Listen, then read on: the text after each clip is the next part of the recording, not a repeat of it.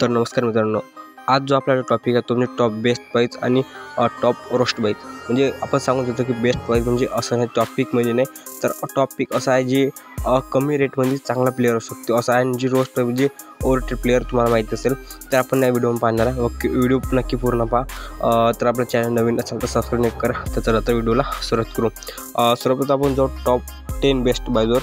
तर 10 मी निवडलं. त्या नंबरवर ते 10 नंबर आशुतोष शर्मा पहिले पंजाब किंग्स होता आणि बढिया एक परफॉर्मन्स केला होता. मला वाटतं की यंदा पण चांगला परफॉर्मन्स करणं दिल्लीमध्ये सॉल्व झाला 3.80 करोडमध्ये. आणि त्यानंतर आहे प्रियाश आर्या पण बढिया प्लेअर आहे. दिल्ली T20 लीगमध्ये पण चांगला एक सेंचुरी मारली होती फास्टेड. आणि मला वाटतं प्रियाश आर्या एक चांगला प्लेअर आहे आणि 3.80 करोडमध्ये पंजाबमध्ये पण सॉल्व झाला आहे.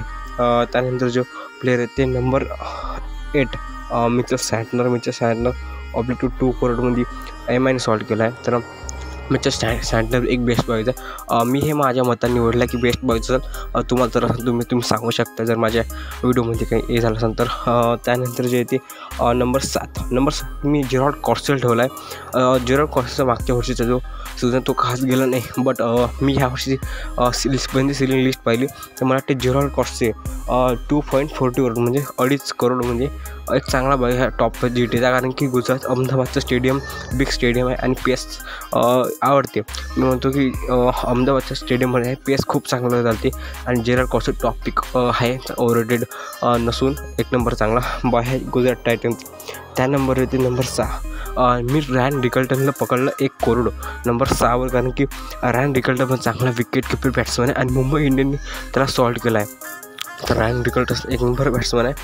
मला असं वाटतं की एक नंबर बॅट्समॅन का आहे कारण की तुम्ही माहीत असते की आता जे टेस्ट शृंखला सुरू आहे त्यामध्ये पण रिकल्टन चांगला प्रदर्शन केलं आहे. आणि त्यानंतर जो येतो तो म्हणजे जॉस बटलर. मी जॉस बटलरला 5 नंबर ठेवला आहे. जॉस बटलर चांगला भाव आहे कारण की अहमदाबादच्या स्टेडियमवर 15.75 करोडमध्ये जॉस बटलर चांगला पीक आहे गुजरात टायटन्सचा. त्यानंतर येते नंबर 4 येते मिचेल स्टार्क चांगला गोलंदाज आहे. मिचेल स्टार्कला मी नंबर 4वर का असं ठेवलं कारण की 11.75 करोड म्हणजे 11 करोडमध्ये डेली कॅप्टनने सॉल्व केला आहे. तर मी म्हणतो टॉपिकमध्ये ठेवलं नाही होतं कारण की मागच्या व्हिडिओतून पाहिलं असेल तर असं तर मी कारण आहे की मी मिचेल स्टार्कला का ठेवलं कारण मिचेल स्टार्क चांगला गोलंदाज आहे. आणि मिचेल स्टार्कच्या मागच्या वर्षी पहिला म्हणजे खूप वर्षाबाद तो IPL केला होता. तो थोडा परफॉर्मन्समध्ये वीक्स वाटला होता, बट मला वाटत नाही की टॉपचं गोलंदाज आहे. आणि एक इंटरनॅशनलमध्ये चांगला धमाकेदार T20मध्ये पण economical bowler wicket taking bowler आणि ॲशेसचा प्लेअर आहे. तर मला वाटतं की मिचेल स्टार्क चांगला प्लेअर आहे आणि मिचेल स्टार्क नंबर 4. आणि त्यानंतर येते जेकॉब बेथलचं नाव तर माहीत नसेल तर इंग्लिश प्लेअर आहे जेकॉब बेथल आणि एक चांगला बॅट्समन आहे, लेफ्ट हँडेड बॅट्समन. आणि त्याला RCBनं 2.60 करोडमध्ये विकेट घेतला. तर जेकॉब बेथल पण चांगला एक ऑलराऊंडर आहे आणि त्यामध्ये बॅट्समॅन एक नंबर करते. कारण की तुम्ही जर न्यूझीलंड वर्सेस इंग्लंड टेस्ट सिरीजपर्यंत आहे तर एक सेंचुरी मारायचा जेकॉब बेथलनं. आणि 2.60 करोडमध्ये जेकॉब बेथल एक चांगला प्लेअर आहे आणि एक मला वाटतं चांगला प्लेअर आणि 2025 IPLमध्ये हंगामा करू शकते. त्यानंतर सेकंड नंबरवर ते क्लासी राहुलला मी का ठेवलं आणि 14 करोडमध्ये एक चांगला प्लेअर जो आहे म्हणतो म्हणजे KL राहुल.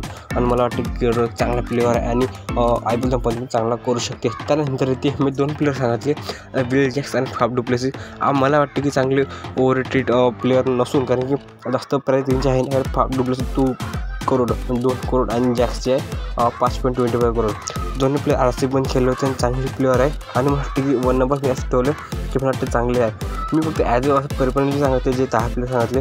तुम्हाला जर वाटतं चेंजेस करायचं तर तुम्ही करू शकता तर मला असं वाटते. त्यानंतर मी फक्त 5 प्लेअर घेतो वर्स्टचे कारण की मला थोडे काही खास प्लेअर वाटले म्हणजे ते चांगले प्लेअर होते. पण त्यामध्ये ते नंबर 5वर येते. तर आकाशदीप एक चांगला गोलंदाज नसून कारण की आकाशदीपची इकॉनॉमिकचा खास राहत नाही मागच्या सीझनमध्ये.